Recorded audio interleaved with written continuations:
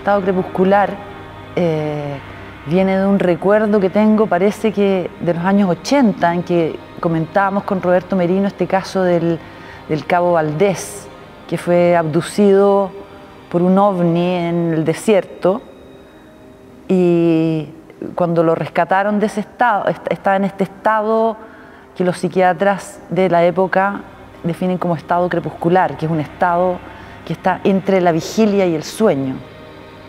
Entonces es un estado que puede ser entre que pasó el día y te vas a quedar dormido o te estás despertando en la mañana, que son los momentos del crepúsculo, y que según las teorías de Goethe del color, el color se produce en los crepúsculos, en lo que está en el borde entre la luz y la sombra.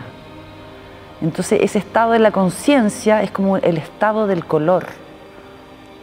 En el fondo la anécdota del cabo es un poco chistosa, no es importante para el sentido. Lo importante es este estado de la conciencia, que yo también lo asocio con los estados de la creatividad, porque también es el momento en la mañana cuando uno se acuerda de lo que soñó. Entonces esos momentos y en esos estados de como apertura de la conciencia yo los asocio con el momento creativo y con el uso del color en mis pinturas también. La pintura que yo hago está aprendida en la infancia de los libros de arte que había en mi casa. Y si uno se fija en los libros de arte, la etapa más gloriosa de la pintura es la escena. Y la escena es lo que contiene todo lo que hay en el mundo, porque están las personas, está el paisaje, están los objetos y están las relaciones entre esas cosas. Entonces los géneros de la pintura, que son tradicionales y que se empiezan a distinguir y a tomar como tales, una vez que se han producido los movimientos académicos, digamos, o sea, desde el Renacimiento en adelante, se establecen estos géneros de la pintura. Entonces, no estoy haciendo nada nuevo al preocuparme de la vida cotidiana, digamos, porque, por ejemplo, en las vanitas que había en las pinturas de los Países Bajos, donde se pinta la vela, la calavera, incluso los animales de caza, que ya son tienen un ancestro en la pintura romana. Se trata precisamente de lo que pasa con estos objetos cuando les llega la luz del sol y cómo la luz del sol va cambiando la forma de estos objetos según pasan las horas. Entonces estos objetos, que son la naturaleza muerta, se transforman en una especie de reloj de sol para decir qué hora es y para representar la fragilidad del momento, ¿no? También están las pinturas romanas y el ancestro griego de lo que se llama el Azarotus oikos, que es el desorden del hogar. Entonces, es la naturaleza muerta con los restos del almuerzo, ¿no? Que tienen estos ancestros tan antiguos en la pintura, que no soy yo. En el fondo, estos temas de la pintura no hay forma de escaparse de ellos, a menos que uno se pusiera a pintar, no sé, por la llegada del hombre a la luna, que es lo que nos saca de este mundo, digamos, pero esos temas que yo pinto son los temas, lo único que hay. La idea de esta muestra es absolutamente de la dirección del Centro Cultural Matucana, se extendió como una invitación para que yo mostrara mi obra, y con la ayuda de Montserrat Rojas dividimos la muestra en estas 3 secciones, que una representa más o menos el pasado, donde está esta relación con el paisaje que aparece en mi trabajo desde que descubrí estas fotos que tenía mi abuelo de las costaneras y el mar tomadas en Viña del Mar. Y también las piscinas, la piscina en invierno de mi casa que estaba siempre vacía y mi abuelo no sé por qué la fotografiaba en invierno en vez de verano. Entonces, en la primera parte yo creo que se ve súper claramente que el color está tratado con un intento de reproducir el color de los objetos, el color real de los objetos. Después en la segunda parte aparece este nuevo colorido que tiene que ver con la televisión y con un relativo blanco y negro, en el cual yo voy, a partir de los grises, voy volviendo al color desde los grises y a la vez separándome del color local, donde ya no me preocupo de que el tono de la piel sea un tono piel, no importa que parezca la superficie de la luna tampoco. Entonces se va produciendo una especie de fantasmagoría colorística. Los colores después son más fantasmales, me parece a mí, y tienen más que ver con el referente del colorido fotográfico que puede tener una película AGFA en un álbum familiar deteriorada, donde los negros se transforman en violetas, por ejemplo, o donde desaparecen los rojos y quedan solo los calipsos. Entonces el referente, más que el color local del objeto, es el color, el colorido, la paleta que tiene el referente, que en un comienzo fueron fotografías en blanco y negro o en color de mi abuelo, pero después me pasé a esta cuestión de la tele, de YouTube, del pantallazo, que tiene otras leyes de color. Yo creo que la evolución de mi técnica tiene mucho que ver con lo que yo percibí de Velázquez en estos libros y en las clases muy buenas sobre Velázquez que tuve de Adolfo Cubi y de Alberto Pérez en la Universidad de Chile. Y esta cuestión que tiene Velázquez, que me parece muy moderna, que es esta cuestión que tú lo miras de lejos, está armado, pero tú te acercas y son puras manchas. Entonces, la cuestión técnica que yo he ido aprendiendo y he ido progresando en eso es este procedimiento en que yo pinto y cada vez que quiero mirar me alejo 10 metros de la tela, porque si no me alejo lo suficiente no se me arma. Entonces, la ley del armado, de que se produzca la imagen, de que se produzca la figuración, es una cuestión que pasa a una distancia. Y eso es lo que ha sido, yo creo, el hilo conductor técnico, porque en el fondo no he dejado de pintar al óleo nunca. Y el óleo es el material pictórico más antiguo y tradicional que puede uno concebir. Incluso yo creo que en la necesidad de incluir colores nuevos y de que entre un poquito la fosforescencia, he tenido que llegar al spray, porque en el óleo no hay estos colores nuevos. Los colores son todos muy antiguos y tienen unas tradiciones y unos usos muy ya datados. No es un material novedoso. También yo creo que he ido, por supuesto, como todos los artistas, hemos ido poniéndonos cada vez más desobedientes con las reglas, y he ido adquiriendo una especie de apuro por pintar. La otra cuestión técnica que es muy importante en mi trabajo es la velocidad. Y que tiene que ver con esto de acercarse y alejarse de la tela. Entonces, si yo miro la pintura y miro mi referente, camino esos 5 metros, hago lo que se suponía que iba a hacer, lo que yo tenía pensado hacer desde esta distancia, pero ya cerca. Entonces tengo que hacerlo rápido para poder alejarme y verlo. Y que esta cuestión tenga una continuidad y se vaya armando, ¿no? Entonces esa velocidad es muy importante para la disolución de los objetos, la disolución de la imagen y la conformación de la imagen a la vez, que es lo que se produce a la distancia.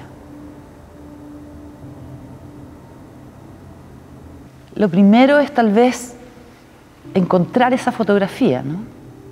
Esa es la primera parte del trabajo, que es muy, muy interesante, sobre todo si uno piensa que yo estoy tomando un pantallazo de un video de YouTube, ¿no? Entonces hay una película que está transcurriendo y en las películas hay una cámara que se desplaza o está fija. Si la cámara se desplaza, por ejemplo, no sé cómo se llama el desplazamiento lateral, ¿eso es traveling? Paneo. Paneo, claro, un paneo. Entonces uno observa que lo que va cambiando son las verticales, los lados verticales, ¿no es cierto? Y esto se mantiene, el arriba y el abajo se mantiene.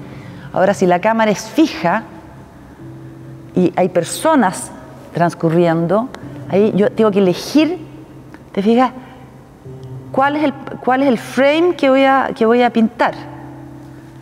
Entonces, eso es lo que es la primera pasión que tengo con la cuestión de pintar una fotografía. Entonces, creo que generalmente busco la más tensa, la que dé más nervio, por decirlo así, la que esté a punto de desarmarse. Entonces, una vez que tengo elegida la imagen, siento que lo que estoy haciendo primeramente es como que si uno estuviera cargando un camión, uno tomo la mayor cantidad, el color que ocupa la mayor cantidad de espacio en esta fotografía. Por ejemplo, si uno dijera un gris medio que ocupa el 60% del formato y traslado eso como si fuera un camión que lo estoy cargando y le pongo todo ese gris a la tela. Entonces es más bien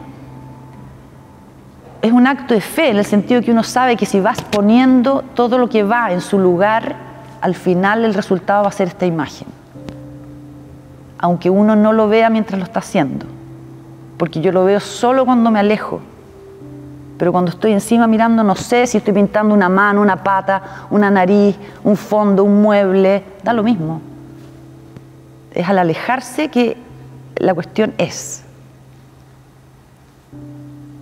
Hay obras que son solitarias, pero en general en esta exposición está distribuido como que los 90 están en esta primera sala, donde hay, como te decía, este color más convencional, donde las cosas son de su color.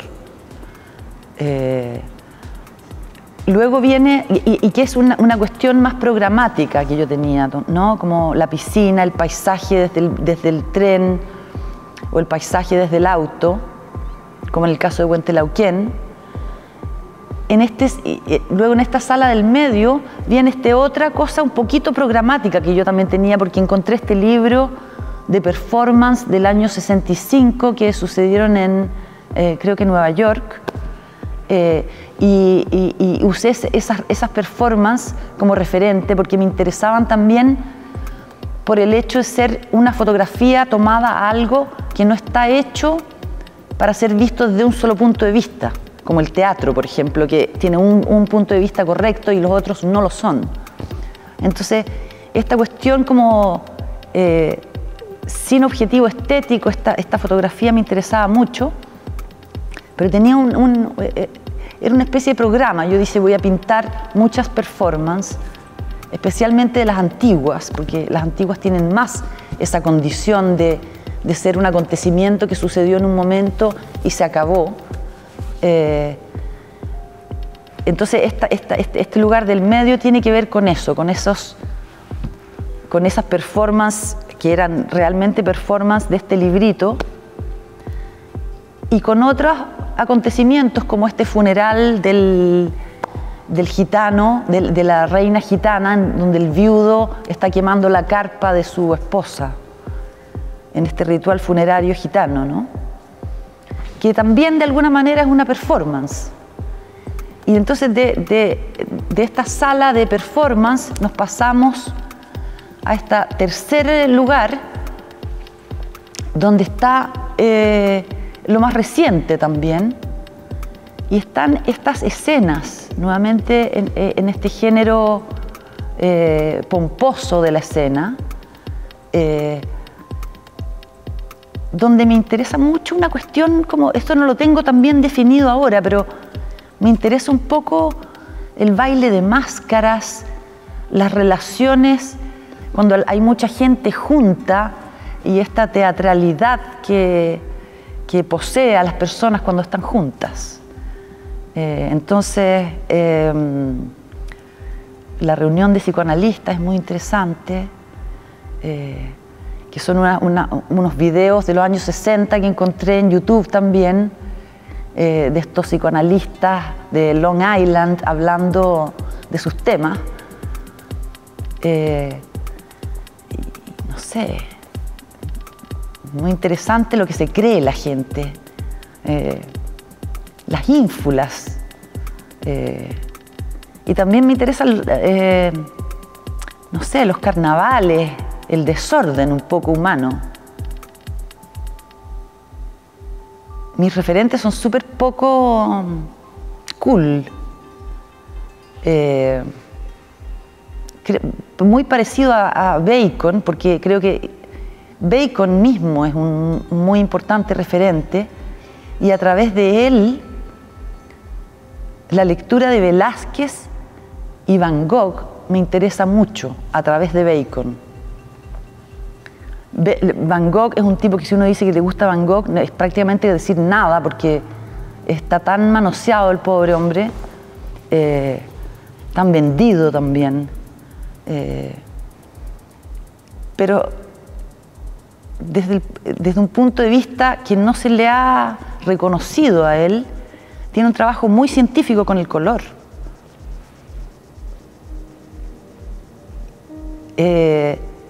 Muy diferente a los otros impresionistas también.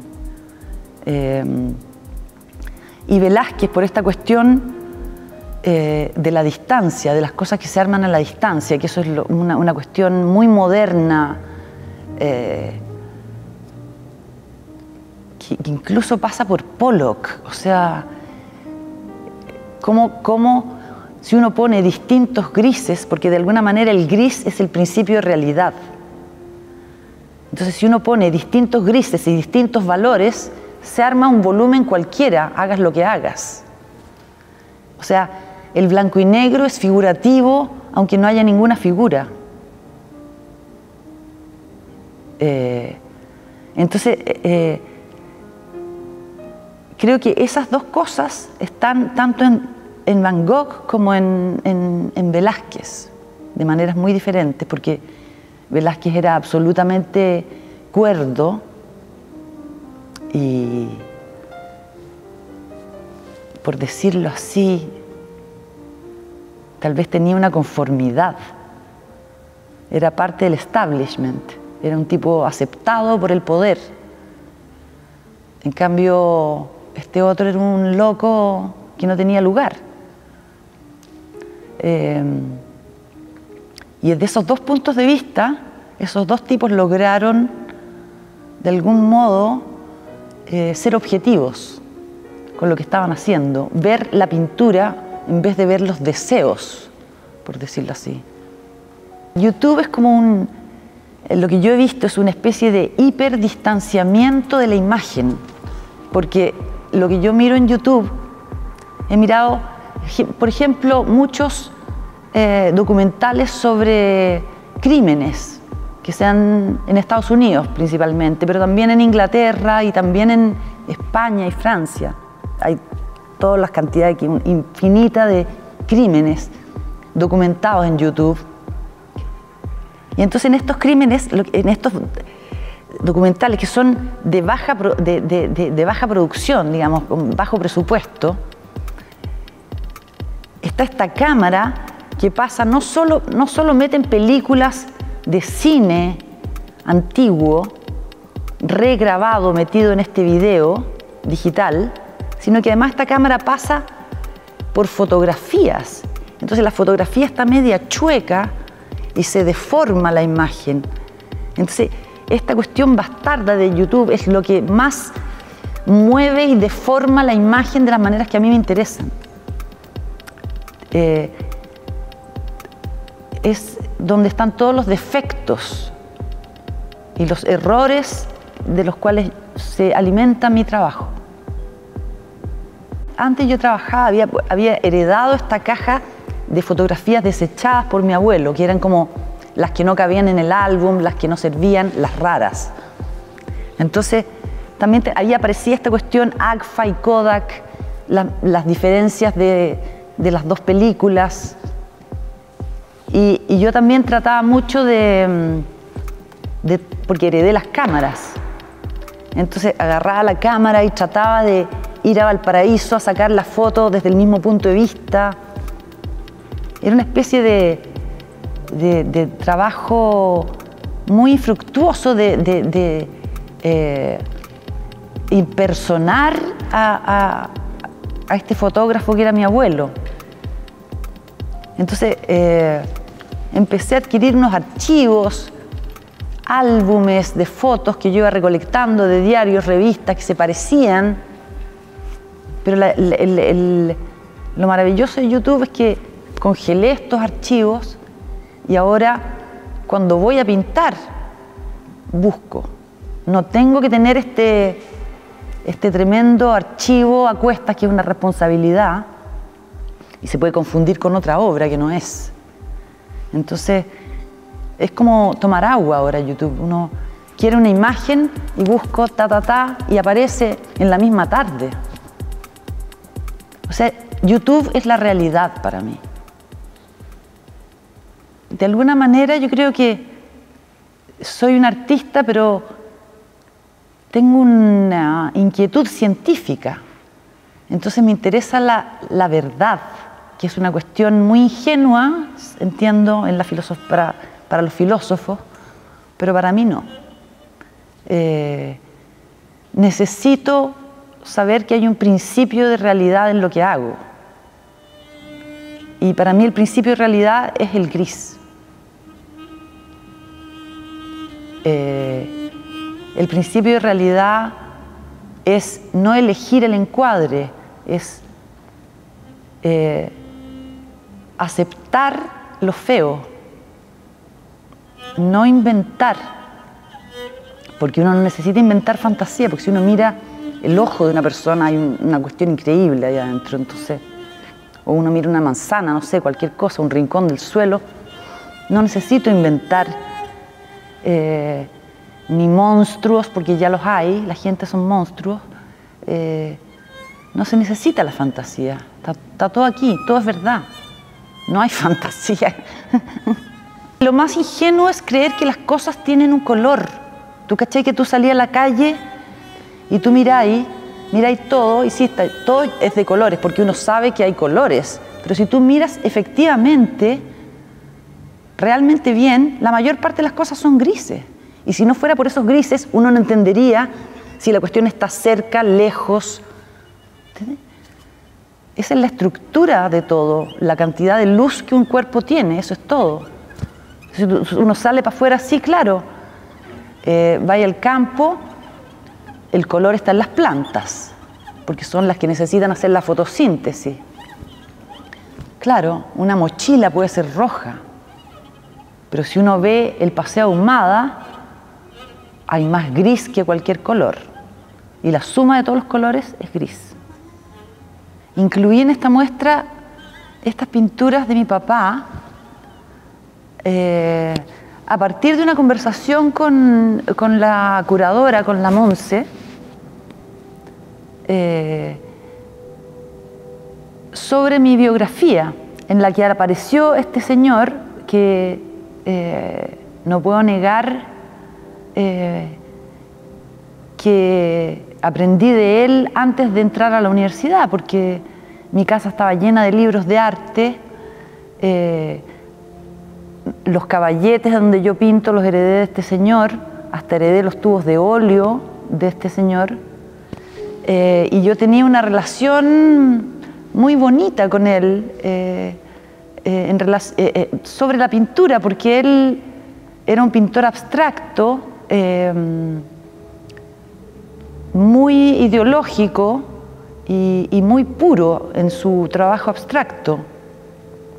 Y teníamos una especie de discusión, porque yo, cuando era joven, o sea, adolescente, lo que más me impresionaba de estos libros de arte eran los pintores barrocos, todos truculentos, servidores de la iglesia, cosa que mi papá detestaba. Entonces, pienso que a pesar de que teníamos una relación un tanto antagónica con la pintura, tengo la impresión de que igual detrás de mis pinturas hay algo abstracto que le pertenece. Entonces, me parece coherente, y cuando las vi colgadas encuentro que sí, tienen el ADN. En relación a lo que quiero transmitir con esta muestra,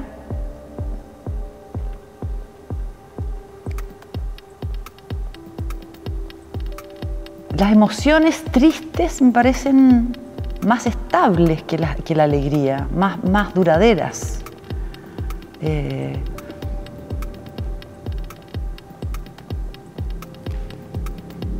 Y me parece, o sea, si lo tomo como una lectura de alguien del público, si la gente comenta que hay nostalgia, eso puede ser un lugar más común, pero confusión me parece muy interesante porque lo asocio con el movimiento y la evanescencia, porque como la pintura es en realidad lo contrario de lo que se mueve, creo que todas esas palabras que tienen que ver como con confusión, lo borroso, lo deshecho, lo que no se arma, es efectivamente lo que el movimiento que la pintura no puede capturar. Entonces, si lo tiene, me parece muy excitante. Y también, por ejemplo, en ese sentido, lo que he observado del uso del spray, que yo lo uso como pintora y no como grafitera. Creo que si un grafitero viniera, encontraría súper raro cómo lo usé, ¿no? Es como lo contrario un poco de cómo lo usa un grafitero, en el cual quiere producir una imagen que se vea de golpe. Esto es lo contrario, es una imagen que uno se demora en ir viendo. Entonces yo pienso que cuando la gente habla de que hay algo confuso, es porque hay algo que todavía aún está armándose, está funcionando.